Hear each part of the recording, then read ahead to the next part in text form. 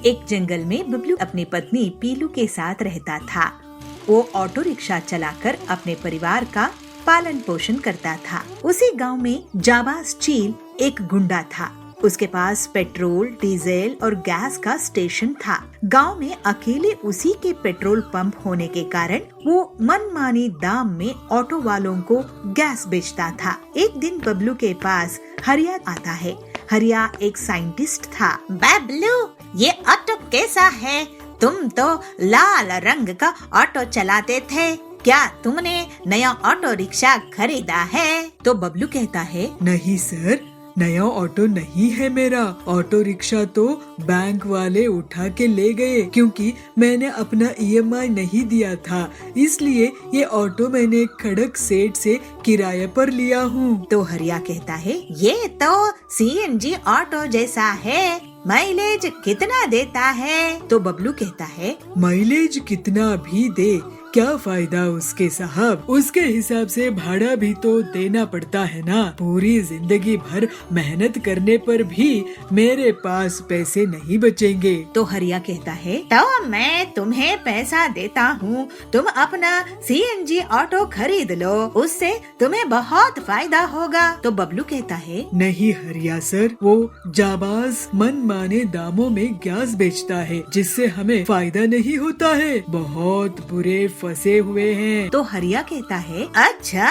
ये बताओ तुम्हारी पत्नी क्या करती है? तो बबलू कहता है, मेरी पत्नी पीलू मिट्टी के सामान बनाती है। वो जो भी एक बार देख लेती है वैसा का वैसा मिट्टी का बना देती है। हरिया कुछ सोचता है और बबलू से कहता है, अच्छा तो एक बार तुम दोनों मेरे घर आना। अगले दिन बबलू पीलू के साथ हरिया के घर गया। पीलू ने हरिया को मिट्टी के बने हुए कुछ सामान दिखाए, जिसको देखकर हरिया बहुत खुश हुआ। फिर वो पीलू को मिट्टी का ऑटो रिक्शा बनाने को कहता है और देखते ही देखते पीलू मिट्टी के ढेर से एक ऑटो रिक्शा तैयार कर देती है। अरे वाह पीलू, तुम तो कमाल की कलाकार हो। मैंने कहा था ना सर कि ये जो देखती है वैसी ही चीज मिट्टी से बना देती है। लेकिन अब इस मिट्टी के ऑटो का आप क्या करेंगे? ये चलेगा कैसे? ये तो तुम मुझ पर छोड़ दो। अब मैं जाबाज की गुंडागर्दी नहीं चलने दूंगा, और तो और मैं ऑटो वालों को सीएनजी भी सप्लाई करूंगा। फिर हरिया अपनी लैब में पीलू के बनाए ऑटो रिक्शा में काम करने लगा और साथ ही एक बड़ा सा सीएनजी का पंप भी तैयार कर दिया और ऑटो में सीएनजी गैस भी भर दिया। इसके बाद वो बबलू को वो ऑटो चलाने के लिए दिया। बबलू अब मिट्टी का ऑटो चलाने लगा और उससे पैसे कमाने लगा। मिट्टी के अनोखे ऑटो को देखकर जंगल वाले बहुत खुश हुए। गांव वालों, अब से आपकी ऑटो की परेशानी हमेशा के लिए दूर हो गई है। पीलू मिट्टी के ऑटो बनाएगी और मैं आप सभी के लिए बड़ा सा गैस पंप भी बना दिया हूँ। अब से आप यही से कम दामों में गैस भरवाओ। सर, ये मिट्टी का ऑटो बारिश में नहीं पिघलेगा क्या? मैंने इस पर सारे टेस्ट कर लिए हैं, आपको डरने की जरूरत नहीं है। मिट्टी का बना हुआ होने से ये एकदम हल्का ऑटो है, जिससे इसकी माइलेज भी 100 की है। ये सुनकर सभी पक्षी बहुत खुश होते हैं। ऐसे ही कुछ दिन बीत जाते हैं और जाबाज की दुकान में भीड़ लगनी बंद हो जाती है। बबलू, तुम्हारे इतनी हिम्मत कि तुम मेरे गैस स्टेशन से गैस नहीं भरवा रहे हो? तो बबलू कहता है, तुमने हम लोगों को बहुत लूटा है जाबाज। अब तुम सब हरिया सर के गैस स्टेशन से ही गैस भरवाएंगे। तो जाबाज बोलता है, मैं तुम्हारे हरिया सर का बैंड बजा दूंगा। उसकी ये हिम्मत कि जाबाज से पंगा ले रहा है, मेरी दुकान बंद करवाएगा, मैं उसको ही बंद कर दूंगा। उस रात जाबाज हरिया के घर पर जाता है। हरिया सो रहा होता है। जाबाज चाकू निकालता है, लेकिन तभी कमरे की लाइट्स ऑन हो जाती है और वो देखता है कि उसे पुलिस ने घेर लिया है। तो कालू इंस्पेक्टर कहता है, जाबाज, तुमने इस देवता जैसे साइंटिस्ट को मारने की कोशिश की, आज तो तुम्हारी बहुत पिटाई होगी। फिर जाबाज की पुलिस बहुत पिटाई कर देते हैं और उसको जेल में डाल देते हैं। इस तरह से हरिया गरीब गांव वालों की मदद करता है और सबकी जिंदगी खुशहाल बन जाती है। अब पीलू और बबलू अमीर हो जाते हैं। पीलू की खुद की मिट्टी का ऑटो बनाने की फैक्ट्री होती है और बबलू हरिया के साथ सीएनजी बेचता था। अब सब खुशी खुशी रहने लगते हैं। भोरपुर में पीलू चिड़िया अपने पति के साथ रहती थी। उनके एक छोटा बच्चा भी था। दही जमाने में बहुत अच्छी महारत हासिल कर रखी थी। उसका बनाया हुआ दही दूर दूर से पक्षी आकर खरीदते थे और उसके पति का एक डेयरी फार्म था जिसके दूध से पीलू चिड़िया दही जमाया करती थी। पीलू चिड़िया की कामयाबी से कालू कौवा बहुत चिढ़ता था और वो कुछ न कुछ मौका ढूंढता रहता था जिससे उसका धंधा खराब हो सके, लेकिन अभी तक उसे कोई कामयाबी नहीं मिली थी। काम धंधा बढ़ता देखकर पीलू चिड़िया का पति 2-4 गाय और भैंस और खरीद ले आया। एक बार हरिया तोता उसकी दुकान पर आता है। पीलू बिटिया, तुमने दही का व्यापार करके बहुत अच्छा किया है। ये कालू कौवा जो दही जमाता था वह बहुत ही बकवास होता था, कड़वा होता था। तुम्हारा दही तो लाजवाब मीठा होता है। चलो अब आधा किलो पैक कर दो मेरे लिए। ऐसा सुनकर पीलू चिड़िया बहुत खुश होती है। हरिया काका, आपकी तारीफ के लिए शुक्रिया। मैं आपको मलाईदार दही देती हूँ। कालू कौवा पीलू चिड़िया की सफलता को देखकर एक बार फिर चिढ़ जाता है। एक बार कड़क सेठ पीलू की दुकान पर आता है। सब लोग कड़क सेठ को देखकर थोड़े घबरा जाते हैं। कड़क सेठ वहाँ का जमींदार था।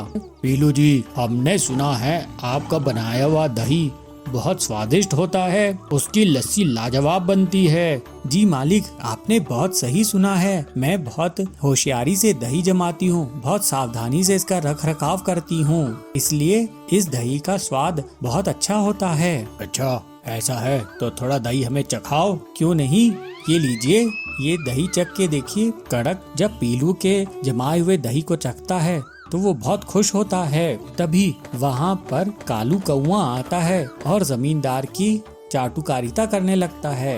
अरे मालिक, आप यहाँ एक बार मेरे जमाए हुए दही को भी चख लीजिए। कड़क जब कालू कौवे के जमाए हुए दही को चखता है, अथू, अरे इतना कड़वा दही, तुम जाओ यहाँ से, भागो यहाँ से। इससे डरकर कालू कौवा वहाँ से तुरंत भाग जाता है। कड़क पीलू की ओर देखकर कहता है, पीलू जी, हमारे घर में त्योहार है, आप हमें 50 पैकेट दही दीजिएगा। याद रखे, गड़बड़ नहीं होनी चाहिए, नहीं तो आपकी दुकान बंद करवा देंगे। नहीं मालिक, आपको टॉप क्वालिटी का दही मिलेगा। पीलू चिड़िया खुशी खुशी घर आती है और अपने पति के साथ वो कड़क जी के लिए दही जमाती है। फिर कुछ काम आने के कारण दोनों घर से बाहर जाते हैं। कालू कौवा मौके की तलाश में उनके घर के बाहर ही था। जैसे ही वो देखता है कि दोनों घर से बाहर गए हैं, वो उनके घर में चुपचाप खिड़की से घुस जाता है। उसके हाथ में 2 नींबू होते हैं। हाँ,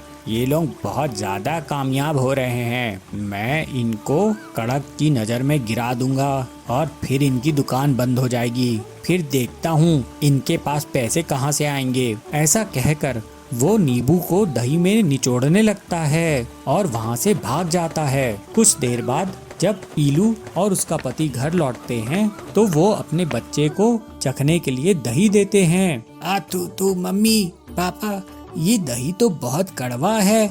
आप लोग कब से ऐसा कड़वा दही जमाने लगे? ये सुनकर पीलू और उसका पति घबरा जाते हैं। पीलू सोचती है, हे भगवान, अब कड़क जी तो हमारी दुकान बंद करवा देंगे। ये दही तो पूरी तरह से खराब हो गया है। लेकिन ये दही खराब कैसे हुआ? हम तो इतनी सावधानी से जमा रहे थे, ये तो मीठा होना चाहिए था। अब जो भी हुआ, अब भगवान ही हमें बचा सकते हैं। ऐसा कहकर वो एक दही के बर्तन को अपने खेत में लेके जाती है और वहाँ पर मिट्टी में डाल देती है और भगवान से प्रार्थना करती है, हे भगवान, आप ही हमारी लाज बचाइए। अगले दिन पीलू जब खेत में जाती है तो खेत से बहुत सारे दही के पैकेट निकल आते हैं। ये देखकर वो और उसका पति हैरान रह जाते हैं और खुश भी होते हैं। उन दही के पैकेट्स को वो दोनों पति पत्नी तोड़ते हैं और कड़क को दे आते हैं। कड़क के घर में त्योहार चलता रहता है। दोनों पति पत्नी घबराए हुए होते हैं कि कहीं कुछ गड़बड़ ना हो गई हो। जैसे ही कड़क और उसके घर परिवार वाले दही चखते हैं तो वो पीलू और उसके पति को बहुत शाबाशी देते हैं और तारीफ करते हैं। अरे ऐसा मीठा दही तो लाजवाब है, हमने तो ऐसा दही कभी नहीं खाया। पीलू अपने पति को देखकर मुस्कुराती है। इस तरह से कालू कौए का प्लान फेल हो जाता है और आखिर में उसे अपनी दुकान बंद करके जाना पड़ता है। हमेशा की तरह बबलू और पीलू चिड़िया बगीचे में बैठकर बातें कर रहे थे। पीलू, आखिर कब तक हम लोग इसी तरह बगीचे में मिलते रहेंगे? मुझे तुमसे शादी करनी है। मैं कल तुम्हें अपने घर माँ से मिलवाने ले जाऊंगा। पर बबलू, मेरी शादी कौन कराएगा? मेरे माता पिता तो हैं नहीं। मैं तो बचपन से अनाथ आश्रम में पली बड़ी हूँ। क्या तुम्हारी माँ इस रिश्ते के लिए तैयार होंगी? पीलू, तुम इस बात की फिक्र मत करो। मेरी माँ बहुत समझदार हैं। वो मुझे बहुत चाहती हैं। वो जरूर तुम्हें अपनाएंगी। अगले दिन बबलू कबूतर पीलू चिड़िया को अपनी माँ से मिलवाता है। पीलू को देखकर बबलू का भाई उससे पूछता है, भैया ये चिड़िया कौन है? इन्हें यहाँ क्यों लाए हो? हाँ बेटा, ये चिड़िया कौन है और तू इसे घर में क्यों लाया है? माँ, ये पीलू है। मैं इसे बहुत पसंद करता हूँ और मैं इससे शादी करना चाहता हूँ। बेटा, तुम्हारे माता पिता कहाँ हैं? मुझे उनसे मिलवाओ। मैं उनसे तुम्हारी शादी की बात करूँगी।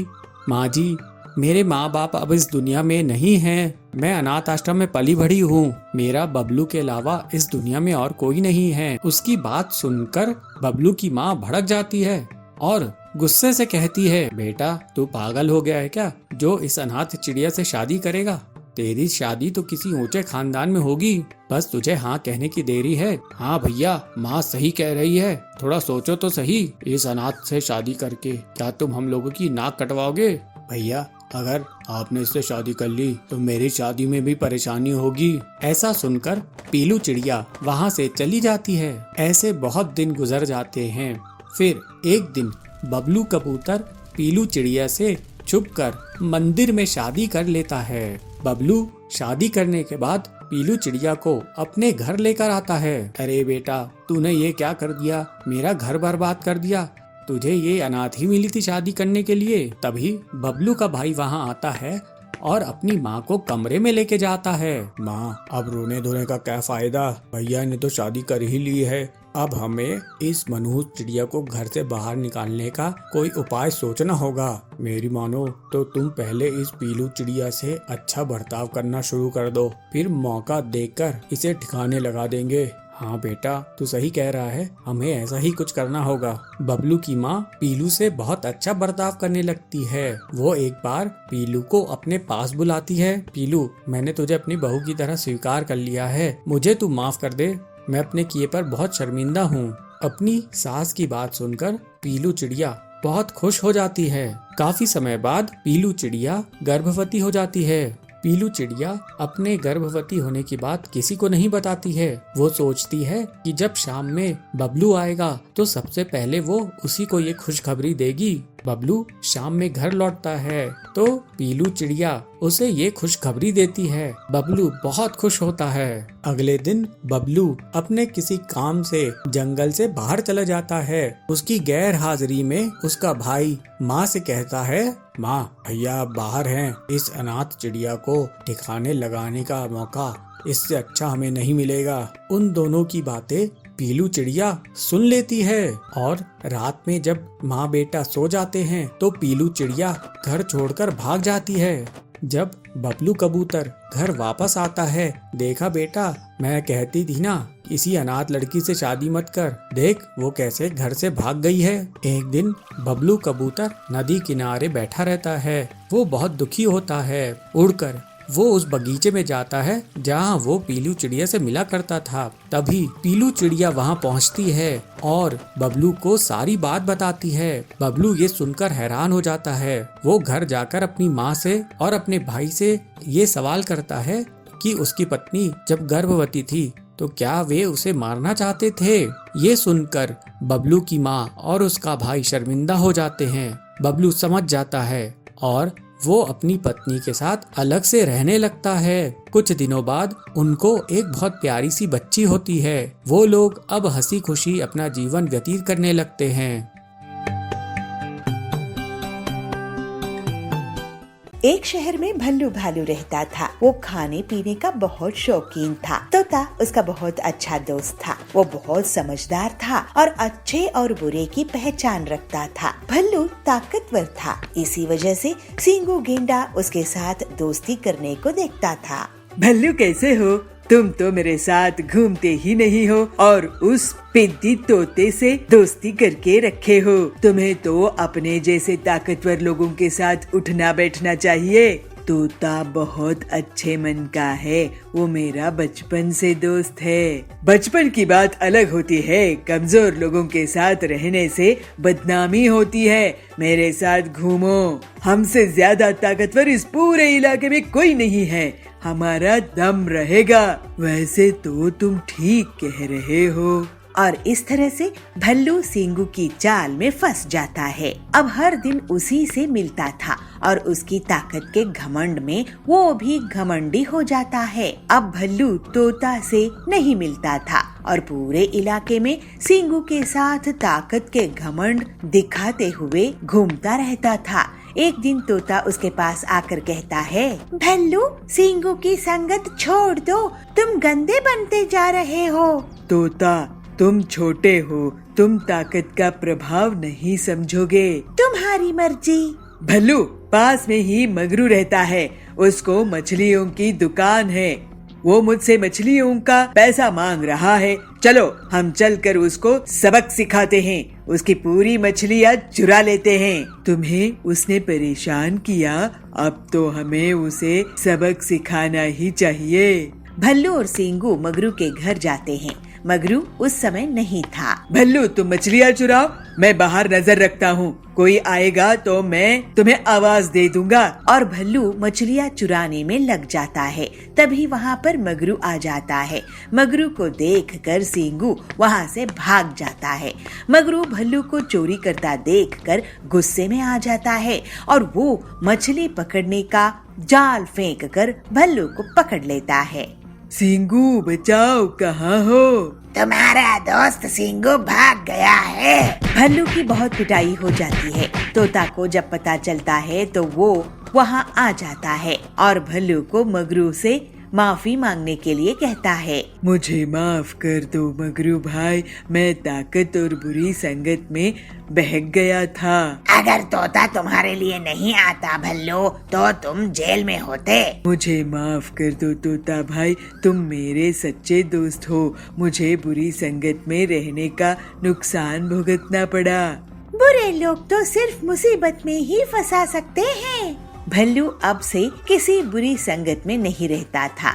वो अब अपने ताकतवर होने का घमंड भी नहीं करता था और ये बात समझ गया था कि दोस्ती अच्छे लोगों से करनी चाहिए, बुरे लोग मुसीबत होते हैं।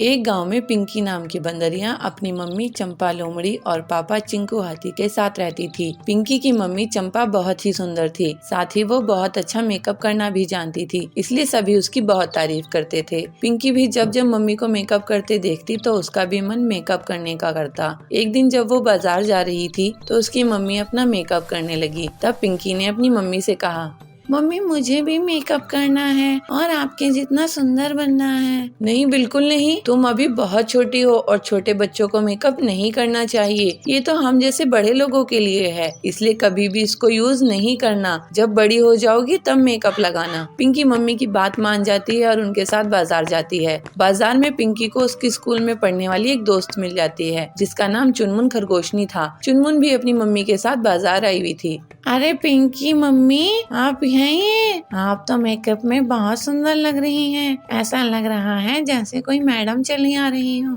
अरे आप भी चुनमुन की मम्मी, इतनी भी कहाँ सुंदर लग रही हूँ मैं। नहीं पिंकी की मम्मी, आप भला की खूबसूरत लग रही हैं। लाइए मैं आपको काला टीका लगा देती हूँ, कहीं आपको किसी की नजर ना लग जाए। ऐसा कहकर चुनमुन की मम्मी चुनमुन को लेकर वहाँ से चली जाती है और पिंकी अपनी मम्मी की तारीफ सुनकर बहुत खुश हो जाती है। अगले दिन चुनमुन स्कूल में अपने सभी दोस्तों से पिंकी की मम्मी के बारे में बात करती है। अले शीमा, पता है पिंकी की मम्मी बहुत ही सुंदर मेकअप करना जानती है। कल जब हम उसकी मम्मी से बाजार में मिले तो मेरी मम्मी तो उन्हें पहचान ही नहीं पाई। ऐसा लग रहा था जैसे कोई मैडम चली आ रही हो। पिंकी तेरा अच्छा है, तेरी मम्मी कितनी सुंदर है। हाँ वो तो है, मेरी मम्मी बहुत ही सुंदर है। वैसे पिंकी तुम्हारी मम्मी ने कोई पार्लर का कोर्स किया है क्या, या उन्हें खुद ही ये सारा मेकअप करना आता है? मेरी मम्मी को मेकअप करने का बहुत शौक है, इसलिए उन्होंने ये सब खुद से ही सीखा, किसी पार्लर से नहीं। अरे वाह, काश मेरी भी मम्मी पिंकी की मम्मी जैसी होती। सभी की बातें सुनकर पिंकी बहुत खुश होती है और घर जाकर सोचती है मेकअप के बाद हम बहुत सुंदर हो जाते हैं ना, जैसे मम्मी हो जाती है। और सभी मम्मी की कितनी तारीफ करते हैं, क्यों ना मैं भी एक बार मेकअप करके देखूं, मैं भी फिर मम्मी जितनी सुंदर हो जाऊंगी। ऐसा सोचकर पिंकी अपने कमरे से बाहर आती है और देखती है कि उसकी मम्मी रसोई में खाना बना रही है। तो वो चुपके से मम्मी के कमरे में चली जाती है और मम्मी की ड्रेसिंग टेबल के सामने बैठकर मम्मी का मेकअप इस्तेमाल करने लगती है। एक एक करके वो cream, foundation, blusher, highlighter, face powder सब लगा लेती है और फिर बारी आती है आईलाइनर की। मम्मी आईलाइनर को अपनी आंखों पर लगाती हैं, जिससे उनकी आंखें और सुंदर हो जाती हैं। मैं भी इसे लगा लेती हूँ, मेरी आंखें भी बहुत सुंदर हो जाएंगी। पिंकी ऐसा सोचकर जैसे ही आईलाइनर आंखों पर लगाती है वैसे ही आईलाइनर उसकी आंखों में चला जाता है और वो अपनी आंखें मसलने लगती है और उसकी आंखों में मिर्ची लगने लगती है। मम्मी मम्मी मेरी हेल्प करो, पिंकी चिल्लाती है और उसकी आवाज उसकी मम्मी सुन लेती है और भागते हुए उसके पास आती है। अरे पिंकी, ये तेरे चेहरे का क्या हाल हो गया? पिंकी मम्मी को सब सच सच बता देती है। मम्मी उसका मुंह साफ करती है और उसकी आंखें धुलवाती है और उससे कहती है, पिंकी मैंने आपको मना किया था ना कि मम्मी का मेकअप यूज नहीं करना। बच्चा, मेकअप आपके लिए नहीं होता, यह बड़े लोगों के लिए होता है और आप तो अभी बहुत छोटे हैं और वैसे भी इसमें बहुत केमिकल होते हैं जो आपकी स्किन खराब कर सकते हैं। आपकी स्किन बहुत सेंसिटिव है, आपको इसको इस्तेमाल नहीं करना चाहिए। सॉरी मम्मी, आज के बाद नहीं करूंगी, प्रॉमिस। पिंकी मम्मी से सॉरी कहती है और वो समझ जाती है कि मम्मी जो कहती है तो हमारी भलाई के लिए ही कहती है, इसलिए उनकी बात जरूर माननी चाहिए। पापा, इस बॉक्स पर भी ऐसा ही ताला लगा है। बेटा, अब मैं तुम्हें बताता हूँ कि इसके अंदर क्या है बच्चों। इसके अंदर मेरे बचपन का खजाना है। क्या कहा पापा, इसके अंदर आपका खजाना है? क्या सच में? अगर ऐसी बात है तो फिर ठीक है। एक दिन मोना शेरनी, जो कि चिंटू और नंकी की मम्मी है, वह काम कर रही थी तो चिंटू वहाँ जाता है। मम्मी मम्मी, वो जो ऊपर जो कमरा है उसमें क्या रखा हुआ है? जब देखो वह कमरा बंद ही रहता है, चलो ना उसे खोल कर देखते हैं आखिर क्या है उस कमरे में। नहीं चिंटू, जाकर अपनी पढ़ाई करो, चलो। ऐसे काम में तुम्हारा बहुत दिमाग चलता है, मैंने मना किया ना तुम्हें। जिस काम के लिए मना किया जाए वह मत किया करो, लेकिन तुम फिर भी नहीं समझते हो। चलो अब जाओ यहाँ से, मुझे काम करने दो, चलो। जब भी मैं आपसे उस कमरे के बारे में पूछता हूँ तो आप मुझे ऐसे ही पढ़ाई के नाम पर भगा देते हो। मुझे बता क्यों नहीं देते कि आखिर उसमें क्या रखा हुआ है? चिंटू बंदर अपनी मम्मी से बोल ही रहा था कि तभी वहाँ ननकी लोमड़ी भी आ जाती है। मम्मी, इस डब्बे को खोलो ना, इस पर ताला लगा हुआ है, इसे खोलकर दिखाओ मुझे इसके अंदर क्या रखा हुआ है। वह कम था क्या जो दूसरी तू आ गई? मैंने तुमसे कितनी बार मना किया है कि ये सब पापा का सामान है, इसे हाथ मत लगाया करो, ये सब पापा के जरूरी हो सकता है, इसलिए अब तुम्हें इन्हें रखो और जाओ अपनी पढ़ाई पर ध्यान दो। मम्मा प्लीज मुझे बताओ ना इसके अंदर क्या रखा हुआ है, इसे खोलकर तो देखो ना, इसके बाद हम इसको हाथ नहीं लगाएंगे। बोला ना बच्चों, नहीं का मतलब नहीं। चलो जाओ, अब मुझे काम करना है और फिर बाजार भी जाना है, तुम खुद अपने पापा से ही पूछ लेना। चलो अब मुझे काम करने दो। थोड़ी देर में मम्मी बाजार के लिए चली जाती है और चिंटू बंदर और ननकी लोमड़ी मौका पाते ही उस डब्बे को फिर से खोलने में लग जाते हैं, मगर ताला लगा होने की वजह से वह उनसे खुलने वाला नहीं था। वह मायूस होकर अपने पापा रॉकी भालू के पास जाते हैं। पापा, आपने इसके अंदर ऐसा क्या रखा हुआ है जो मम्मी इसे हमें कभी नहीं छूने देती? आप इसे खोलिए ना। अच्छा, तो तुम इसे क्यों खुलवाना चाहते हो? पापा इसे खोल दीजिए ना, हमें बस देखना है इसमें क्या रखा है। अच्छा ठीक है, मैं इसे खोल दूंगा, मगर मेरे पास एक और ऐसा ही बॉक्स है, वो भी मैं अभी लेकर आता हूँ, रुको। रॉकी भालू अंदर अपने कमरे में से एक और बॉक्स लेकर आता है जिस पर भी ऐसा ही ताला लगा हुआ था। पापा, इस बॉक्स पर भी ऐसा ही ताला लगा है। बेटा, अब मैं तुम्हें बताता हूँ कि इसके अंदर क्या है बच्चों। इसके अंदर मेरे बचपन का खजाना है जो मैं तुम्हें दे दूंगा, मगर मेरी एक शर्त है, तुम्हें इन दोनों बॉक्स में से अपना एक एक बॉक्स पहले ही चूज करना पड़ेगा। तो तुम अपने लिए एक एक बॉक्स चूज कर लो। क्या कहा पापा, इसके अंदर आपका खजाना है? क्या सच में? अगर ऐसी बात है तो फिर ठीक है, मैं तो ये वाला बॉक्स लूंगी। तो ठीक है पापा जी, ये वाला बॉक्स मैं लूंगा। ठीक है बच्चों, अब इसमें से जो भी निकलेगा वो तुम्हें रखना होगा। चलो बच्चों हटो, मुझे ताला खोलने दो। रॉकी सबसे पहले चिंटू वाला बॉक्स खोलता है तो उसके अंदर बहुत सारी किताबें होती हैं, जिसे देखकर चिंटू बहुत उदास हो जाता है। फिर रॉकी ननकी वाला बॉक्स खोलता है तो उसके अंदर उसे बहुत सारे खिलौने मिलते हैं, जिसे देख चिंटू और उदास हो जाता है। तब ननकी अपने भाई को देखकर उससे कहती है, भाई क्या हुआ, आप उदास क्यों हो रहे हो? आप तो मेरे भाई हो, और जो मेरा है वो आपका भी तो है ना, और जो आपका है वो मेरा है, तो ये खिलौने भी तो आपके हुए ना। चिंटू ये सुनकर बहुत खुश होता है। भैया, अब साथ में इन किताबों को हम पढ़ेंगे और इन खिलौने से भी खेलेंगे। हाँ ननकी, हम पापा के खजाने से बहुत मस्ती करेंगे। तुम तो सच में बहुत समझदार हो मेरे बच्चों। मैं यही तो देखना चाहता था कि तुम दोनों अपने अपने खजाने के साथ क्या करोगे, मगर तुमने उन्हें साथ में खेलने के बारे में सोचा। मुझे बहुत अच्छा लगा। अब तुम मेरे खजाने का फायदा उठाओ और जाओ अपने दोस्तों के साथ खेलो और मस्ती करो। दोनों खिलौने लेकर अपने दोस्तों के साथ मस्ती करने के लिए बाहर चले जाते हैं। कोंडागांव के जंगल में बबलू अपनी पत्नी पीलू के साथ रहता था। बबलू बहुत ही नेक दिल, ईमानदार था, लेकिन वो जो भी काम करता था लोग उसका फायदा उठाकर उसे नुकसान पहुंचाते थे। बबलू एक बार किराना दुकान खोला तो गांव के लोग उसे उधार में चीजें खरीद लेते हैं और फिर उसको कभी भी पैसा वापस नहीं करते हैं। इस वजह से उसे दुकान बंद करनी पड़ गई। फिर बबलू ट्रैवल का बिजनेस शुरू किया, लेकिन गाँव वाले उसे लिफ्ट मांगते थे और मुफ्त में ही जगह जगह ट्रैवल कर लेते थे। अपने सीधेपन के कारण वो किसी से पैसे भी नहीं मांगता था। लोग उसकी बस में बारात लेकर भी जाने लगे। इस तरह से उसका ट्रैवल का काम भी ठप पड़ गया। ऐसे ही एक दिन बबलू परेशान बैठा था। तब पीलू उसके पास आके बोली, क्या हुआ जी, आप इस तरह से परेशान क्यों हैं? तुम तो जानती ही हो पीलू, मैं जो भी काम शुरू करता हूँ उसमें मेरा आज तक नुकसान ही होता आया है। मुझे तो यही समझ में नहीं आता कि मेरा इतना नुकसान क्यों होता है। आपको इसलिए नुकसान होता है क्योंकि आप बहुत सीधे साधे हो। इन गांव वालों ने आपके भोलेपन का बहुत फायदा उठाया है। आप उधार में चीजें देते गए, कोई और दुकानदार ऐसा नहीं करता है। अगर ऐसा ही चलता रहा तो हमारे पास खाने के लिए भी पैसे नहीं बचेंगे। तुम सही कह रही हो पीलू, मैं अब एक आखिर बार एक काम शुरू करने की सोच रहा हूँ, नहीं तो शहर जाकर कोई नौकरी ढूंढ लूंगा। नहीं जी, शहर नहीं जाएंगे, यही कुछ कर लेंगे।